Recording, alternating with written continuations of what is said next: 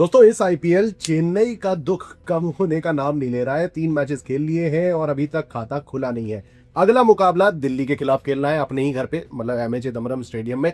हालांकि जो अभी तक के स्टैट्स है प्रियंका, वो तो कुछ और बताते हैं, क्योंकि पिछले दोनों सीजन दिल्ली जीती है लगातार। 2024-25 में दिल्ली ने ही जीत दर्ज करी थी, जिसमें से एक मुकाबला तो चिदम्बरम स्टेडियम चेन्नई में ही खेला था। हालांकि जब हम ओवरऑल स्टैट्स की बात करते हैं वहां पर, क्योंकि एक लंबा 2008 से चलती चली आ रही है ये दोनों टीम्स की राइवलरी, तो 31 मैचेस में 19 मुकाबले तो सीएसके जीती है, 12 मैचेस दिल्ली ने जीते हैं। और जहां तक बात है लास्ट 5 मैचेस की, वहां पर भी 3-2 का रेशियो है। चेन्नई ने 3 मैचेस जीते, लास्ट दोनों सीजन दिल्ली ने मुकाबले जीते हैं, तो वो 3-2 जो 3-2 का रेशियो है ना, वो आप देखो प्रकुल की 2022 में सीएसके ने मुकाबला जीता था। 24 और 25 की अगर हम बात करें, 2 सीजन की अगर हम बात करें, तो वहां पर दिल्ली ने ही लगातार 2 मैचेस जीते। बिल्कुल।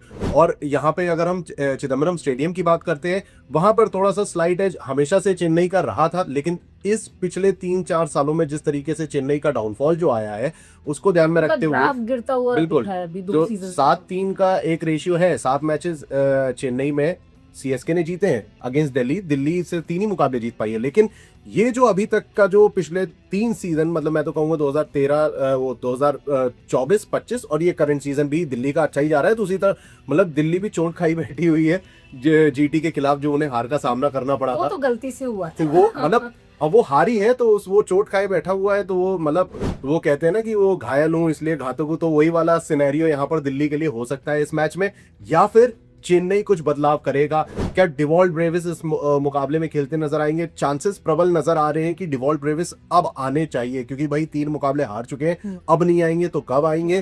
तो लाइनअप में क्या चेंजेस हो सकते हैं? प्रियंका, क्या लगता है कि ये जो चेन्नई का मैदान है, यहाँ पर अभी तक हमें क्या लग रहा है कि अब जाकर चेन्नई के आप मुकाबला जीत पाएगी? क्योंकि मेरे ख्याल से पंजाब के खिलाफ मुकाबला हुआ था चिदम्बरम स्टेडियम में, वो मुकाबला हार गए थे। तो अभी क्या लग रहा है, क्या सिनेरियो नजर आ रहा है चेन्नई का? तो देखिए, चेन्नई भले ही देखिए अभी होम टाउन पर वो मुकाबला खेल भी चुकी है। अब डिवॉल्ट ब्रेविस अगर वापसी भी कर लेते हैं ना, तो मुझे नहीं लगता कि उतनी ज्यादा मतलब मजबूत टीम फिर भी नजर आएगी, क्योंकि पूरा अगर आप एक खिलाड़ी पे तो डिपेंड रह ही नहीं सकते ना। टॉप ऑर्डर भी रन नहीं बना पा रहे हैं, संजू और ऋतुराज के भी रन नहीं आए। एक खिलाड़ी अगर आ जाता है बाहर से और वो पूरी जिम्मेदारी तो वो नहीं निभा सकता, तो यहाँ पर पूरा ही जो लाइनअप है उनका वो थोड़ा सा गड़बड़ाया हुआ चल रहा है। और देखिए, अगर हम एमए चिदम्बरम की स्टेडियम की भी बात करें, यहाँ मैदान की अगर बात करें, तो 147 मैचेस खेले गए हैं। 74 मैचेस पहले बल्लेबाजी करने वाली टीम ने, 71 मैचेस सेकंड बैटिंग करने वाली टीम ने जीते हैं। 2 मुकाबले हटाए भी हुए हैं। 159 का एवरेज स्कोर रहा है और सीएसके ने यहाँ पर 246 का हाईएस्ट स्कोर बनाया है, पता नहीं कौन से जमाने में लेकिन आरसीबी के नाम यहाँ पर लोएस्ट स्कोर दर्ज है 70 का। तो देखिए, अगर जो एक मैच अभी खेला गया है पंजाब और सीएसके के बीच में, वहां पर सेकंड बैटिंग करते हुए पंजाब ने मुकाबला जीता था। और यहाँ पर जो स्कोर था, मतलब अगर हम ओवरऑल जो एवरेज स्कोर देख रहे हैं 159 का है, लेकिन इस मैच में मतलब जो एक मैच 2026 में जो ये मुकाबला खेला गया है ना, वो बहुत हाई स्कोरिंग मैच था। मतलब 200 पार गया था, बिल्कुल 200 पार गया था। 209 रन यहाँ पर बनाए थे चेन्नई की टीम ने। और उस मैच में अगर आप गेंदबाजों की भी बात करें, तो 10 विकेट निकाले गए थे, जिसमें से 1 रनआउट था। 8 विकेट पेसर्स ने और मात्र 1 विकेट यहाँ पर स्पिनर ने लिया था, वो भी युजवेंद्र चहल। तो अच्छा, ये जो अभी तक की जो बना हुआ है ना, एक की थ्योरी अभी तक थी कि स्पिन फ्रेंडली ट्रैक है, वो अभी हमें देखने को मिला नहीं है। मतलब अगर आप ओवरऑल पिछले सीजन से भी अगर मैं गिनता हूं ना, तो टोटल मेरे ख्याल से 7 मैचेस हुए हैं। पिछले सीजन 6, इस सीजन 1 मुकाबला, एक इस सीजन का तो बता ही दिया। ओवरऑल जब मैं देखता हूँ ना लास्ट सीजन से अभी तक के, तो उसमें भी 90 विकेट लिए गए हैं, जिसमें से 51 विकेट पेसर्स के हैं और सिर्फ 39 विकेट स्पिनर्स के हैं। मतलब देखो, वो डिफरेंस बताता है कि पिछले कुछ समय से वो पिच ऐसी तैयार करी जा रही है, पेसर्स विकेट निकाल रहे हैं। अब ऐसे में कौन से वो बॉलर्स होंगे जिन पर हमें रखनी चाहिए नजर? दिल्ली के पास क्या है वो दम? देखो, दिल्ली मुझे लगता है, चाहे वो स्पिन हो या पेसर्स हो, उनके पास दोनों ही तरफ का मतलब उनके पास ऐसा पल रहा बराबर सा सेट है।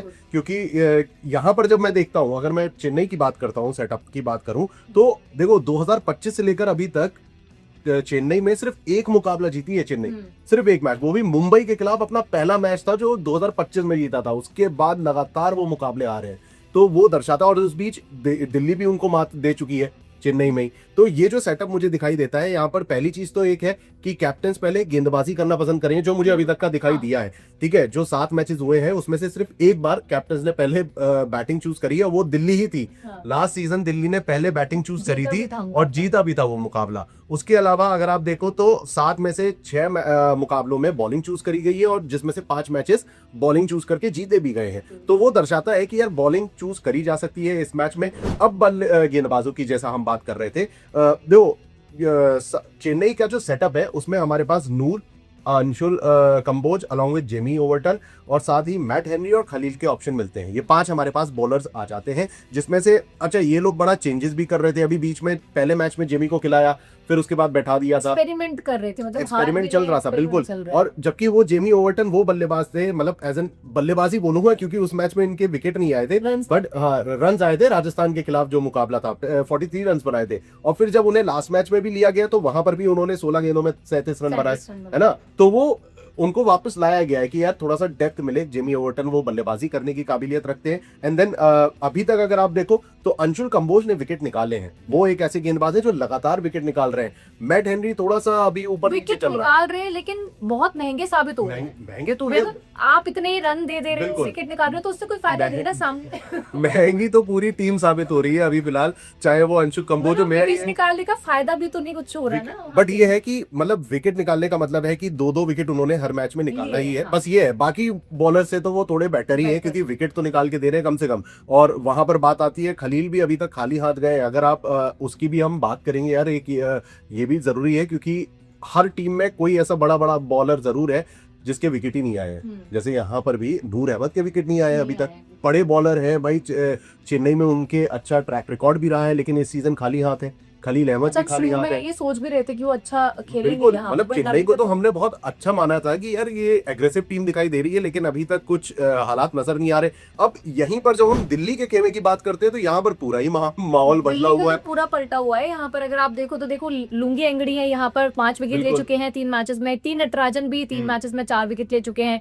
मुकेश कुमार 3 मैचेस में 4 विकेट ले चुके हैं। और कुलदीप जो कि एज अ स्पिनर अगर हम देखें तो कुलदीप यादव भी इनके पास मौजूद है। अक्षर पटेल भी काबिल, कुलदीप और अक्षर की तो दोनों की जोड़ी कमाल दिखा सकती है। बिल्कुल, तो ये जो 2 स्पिनर हैं ये यहाँ पे कमाल दिखा सकते हैं। तो दिल्ली का जो बॉलिंग अटैक है ना, बॉलिंग लाइनअप उनका अगर है तो वो बहुत स्ट्रॉन्ग है अगर हम कंपेयर करें सीएसके से। तो बिल्कुल, मतलब अभी तक स्टैट्स के लिहाज से अगर हम देखते हैं तो डेफिनेटली दिल्ली के पास पेसर्स और स्पिनर्स का अच्छा मिश्रण है, जो कि इस मैच में भाई माहौल सेट कर सकता है एक बार फिर दिल्ली कैपिटल्स के लिए। वहीं जब हम बल्लेबाजी की बात करते हैं तो क्या लगता है, मतलब बल्लेबाजों में अच्छा प्रियंका एक चीज और है कि दिल्ली में ना एक बड़ी सबसे बड़ी निशानी जो मुझे दिखी है वो जीटी वाले मैच में भी दिखी थी। समीर रिजवी आउट हुए थे, है ना, और हमने उस मैच के लिए भी जब हम बात कर रहे थे तो यही हुआ था कि टीम बहुत ज्यादा समीर रिजवी पर रिलाई कर रही थी, क्योंकि उससे पहले जीटी से पहले वाले तीनों मैचेस में वो प्लेयर ऑफ द मैच थे। लास्ट मैच में वो टप पे आउट हुए, चल दिए।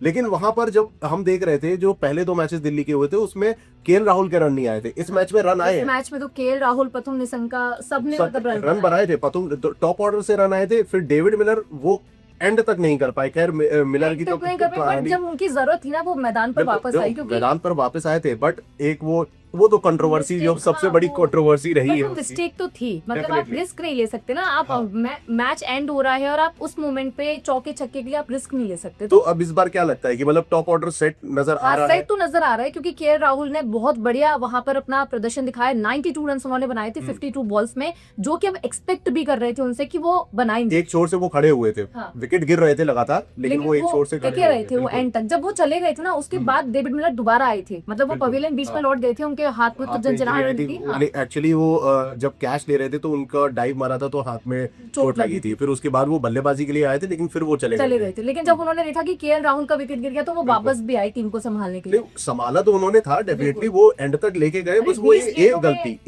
एक डिसीजन की वजह से 41 रन नॉट आउट भी रहे थे। एक गलती की वजह से टीम का हार और जीरो बन के जाते, लेकिन अब 1 रन से वो 0 बन गए। तो अच्छा, इसमें प्रियंका एक सवाल पूछूंगा कि इस लाइनअप में ये जो आपको दिल्ली का लाइनअप दिखाई देता है, इसमें नीतीश राणा का क्या रोल नजर आ रहा है? क्योंकि अब उन पे गाज गिरनी तय है। मतलब अगर एक मैच और, क्या लगता है पहले तो ये बताओ कि इस लाइनअप में हमें दिख रहे हैं या नहीं? दिख तो रहे हैं इस लाइनअप पे, क्योंकि इस मैच में मुझे लगता है कि एक और मैच, ये मैच उन्हें जरूर खिलाएंगे, कोई चेंजेस नहीं करना चाहेंगे, क्योंकि अभी जो लाइनअप चल रहा है ना इनका बहुत स्ट्रांग है, तो यहाँ पर वो मैच गड़बड़ी भी नहीं, जीते ही थे almost, और गड़बड़ी नहीं करना चाहेंगे। एक लेकिन chance और मुझे दे लगता है ये सकते हैं। लास्ट चांस इनका नीतीश राणा का होगा, क्योंकि इन पर बहुत ज्यादा मतलब टीम को, अक्षर पटेल को काफी ज्यादा उम्मीदें रहेंगी कि इस मैच में वो रन निकाले, क्योंकि के राहुल के भी इसी मैच में निकले, अतुल निशंका के भी, तो हो सकता है कि इस मैच में नीतीश राणा को खिलाया जाए। लेकिन अगर इस मैच में भी वो नहीं चलते हैं तो अगले तो मैच सोचने में वो वाली बात है, बेंच पे क्योंकि बैठना वो उनका। अच्छा, और देखा जाए ना तो वो तीसरे नंबर पर और पीछे प्लेयर बैठे भी है बेंच में, कि जो मतलब दावेदारी कर रहे हैं कि भाई मौका मिले जल्द से जल्द। अभिषेक पुरेल हो गए, करुण नायर हो गए। पोरेल को मिलना चाहिए मौका वैसे, बिल्कुल, क्योंकि वही पिछले है ना। सीजन उनके स्टार्ट्स अच्छे मैं थे। इसीलिए मेरा ये सवाल आया था कि भाई क्या मतलब ये आखिरी मुकाबला है नीतीश राणा के लिए कि नहीं है। तो अच्छा, पुरेल का लास्ट सीजन भी अच्छा गया था, अच्छा गया है ना। तो हो सकता है कि यहाँ पर 50-50 हम कर सकते हैं कि शायद नीतीश राणा को एक चांस, मुझे लगता है कि एक और चांस देंगे, लेकिन हो सकता है कि अभिषेक पोरेल को भी यहाँ पर खिलाया जा सके। बिल्कुल। तो तो हो अच्छा, सकता दो टॉप ऑर्डर सॉर्टेड है, मिडिल ऑर्डर में भी इनके पास अच्छी ताकत दिखाई देती है। विप्रज निगम भी है। अच्छा, विप्रज निगम में भी लास्ट मैच में आके वो तेवर अपने दिखाने शुरू जरूर किए थे, है ना। तो वो दर्शाता है मुझे कि दिल्ली का ये जो लाइनअप है ये काफी सॉर्टेड दिखाई देता है। इनके पास टॉप ऑर्डर से लेकर मिडिल ऑर्डर और लोअर मिडिल ऑर्डर तक भी बल्लेबाज हैं, इनके पास अच्छे बल्लेबाज हैं। और वहीं पे जब मैं चेन्नई की बात करता हूं तो यहाँ पर मुझे ढूंढना पड़ता है कि कौन सा वो बल्लेबाज है भाई जो रन बना सकता है, क्योंकि टॉप ऑर्डर अभी तक नहीं चला तीनों मैचेस में। अगर आप देखो तो लास्ट मैच में तो पूरी तरीके से फेल हुए। ऋतुराज गायकवाड़ ने पंजाब वाले मैच में अपने होम ग्राउंड पे 22 गेंदों में 28 रन जरूर बनाए थे, बट उसके अलावा वो भी फेल हो रहे हैं। संजू के लिए तो भाई लोगों की आंखें तरस गई हैं कि कब संजू सैमसन के रन बल्ले से रन निकले। भाई संजू सैमसन प्लीज आप रन बना दीजिए, तो थोड़ा सा चेन्नई सुपर किंग्स ट्रैक पर आएगी। बट यहाँ पर आयुष मात्रे भी उसी मैच में पंजाब के खिलाफ 73 रन बनाते हैं। वहीं पे शिवम दुबे के भी रन निकले थे, लेकिन लास्ट मैच एक बार फिर फंबल करी है पूरी तरीके से टीम, जो ये आरसीबी के अगेंस्ट। आरसीबी ने तो मतलब पूरे 250 रन ठोक दिए थे। एक तो वो देखो, फिर उसके बाद उन्होंने गिरते पड़ते 207 तक पहुंची थी टीम, जहां सरफराज के भाई 25 गेंदों में 50 आए थे। वो काबिले तारीफ थी, सरफराज के अंदर एक वो दम है कि वो रन बना सकते हैं, तो वो एक सेटअप मुझे दिखाई देता है। फिर शिवम दुबे के बल्ले से यहाँ पे प्रशांत वीर भी मैं देख रही हूँ कि प्रशांत वीर Last ने match में नंबर उन्होंने- 7 पर आकर, मतलब 7वें नंबर पर आकर उन्होंने बहुत अच्छी बल्लेबाजी की थी। 43 रन उन्होंने शायद अच्छा, ये खिलाड़ी भी लाइमलाइट में आ जाता अगर ये मुकाबला जीत जाते, जैसे मुकुल चौधरी आए, हाँ, उन्होंने बहुत है ना। बहुत तो बढ़िया खेला। उस तरीके से उन्होंने भी 29 गेंदों में 43 रन बनाए थे। अगर वही चीज है कि अगर आप टीम और पुरी की वजह से लखनऊ जीती हुई थी बिल्कुल, तो वो चीज भी है। प्लस अच्छा, यहाँ पर फिर नीचे मुझे दिखाई दिया था कि जिमी ओवर्टन, जिनकी हमने बात करी, जिन्होंने लास्ट मैच में भी 37 रन बनाए। तो देखो, बैटिंग है, ऐसा नहीं है कि बल्लेबाजी ऑन पेपर तो है, लेकिन प्रॉब्लम यही आती है कि आखिर कंसिस्टेंसी कब आएगी। टॉप ऑर्डर जब रन बनाएगा तभी ये टीम बेहतर कर पाएगी, क्योंकि देखो गिरते पड़ते 200 का आंकड़ा तो ये चू रहे हैं ना अभी भी, लेकिन प्रॉब्लम यही है कि टॉप ऑर्डर जब रन बनाएगा, अगर उनके रन निकल गए कल, तो मुझे लगता है कि चेन्नई ये मुकाबला निकालने की काबिलियत पेश कर देगी, भाई दिखा सकती है, दावेदारी पेश कर सकती है। तो ओवरऑल अब इस फाइनल कंक्लूजन पे हम क्या पहुंचते हैं प्रियंका, क्या लग रहा है कि मतलब यहाँ से दिल्ली लगातार चेन्नई के खिलाफ अपना तीसरा मुकाबला जीतेगी, मतलब 2024, 2025 और अब क्या 2026? लगता है मुझे, क्योंकि ऑन पेपर अगर मैं देखूं तो कंसिस्टेंसी भी हमें टीम की देखने को मिल रही है। भले ही रन जो है अभी के राहुल के भी आए, डेविड मिलर के पहले नहीं आ रहे थे, लेकिन कंसिस्टेंसी उनकी है, मतलब रन्स बन रहे हैं। अगर वो नहीं बना पा रहे तो मिडिल ऑर्डर बना रहा है। तो ऑन पेपर तो मुझे दिल्ली कैपिटल्स की टीम लग रही है बहुत स्ट्रांग, और लगता है कि एक बार फिर से वो सीएसके को पटखनी देने की काबिलियत रखती है। बिल्कुल। अच्छा देखो, 2-3 बातें फटाफट से जाते जाते हम बता दें कि भाई टॉस जीतकर कैप्टन पहले गेंदबाजी करना पसंद करेंगे, और बॉलर्स पर ही जो टीम सेकंड बैटिंग करेगी उसका पलड़ा भी डेफिनेटली ये मुकाबले में भारी रहने वाला है। शाम का मुकाबला है, और जो अभी तक के मैंने आपको स्टैट्स बताए हैं उसको ध्यान में रखते हुए हमें लगता है कि सेकंड बैटिंग करने वाली टीम पर थोड़ा दारोमदार रहने वाला है। और चेन्नई की जब मैं बात करता हूं तो Priyanka, last but not the least, एक ही चीज बोलूंगा कि भाई अगर टॉप ऑर्डर चल गया तो मैं फिर भी बोलता हूं कि चेन्नई ये मुकाबला निकाल सकती है, क्योंकि संजू सैमसन और ऋतुराज गायकवाड़ का वो कैलिबर है कि वो अगर चल गए तो भाई सामने वाली टीम को, बट वो अगर चल गए तो कब चलेंगे वो, अब चलना बहुत जरूरी है। और दूसरा, डिवॉल्ट ब्रेविस यहाँ पर जैसा हमें लग रहा था, अगर खेलते हैं तो वो मिडिल ऑर्डर थोड़ा और स्ट्रांग हो जाएगा, जिसके चलते अगर ब्रेविस आते हैं तो यहाँ पे मुझे लग रहा है कि मुकाबला चेन्नई निकाल ले जा सकती है। तो ये है आज का हमारा इस मुकाबले का मैच नंबर 18 का लेखा जोखा, जहां शानदार मुकाबला है। उम्मीद करते हैं कि देखने को मिले, चेन्नई को अपनी पहली जीत दर्ज करने को मिले। आपका क्या ओपिनियन है दोस्तों, कमेंट्स में जरूर बताएं। कौन सी टीम का यहाँ पलड़ा भारी है और कौन सा खिलाड़ी इस बार 4 चांद लगाने वाला है। कमेंट्स में अपना जवाब दें और क्रिकेट गुरु को सब्सक्राइब नहीं किया है तो फटाफट से सब्सक्राइब का बटन दबाएं, नोटिफिकेशन की घंटी बजाना ना भूलें, जिससे आप कोई भी वीडियो, कोई भी इंफॉर्मेशन मिस ना करें। So stay tuned and keep watching cricket Guru.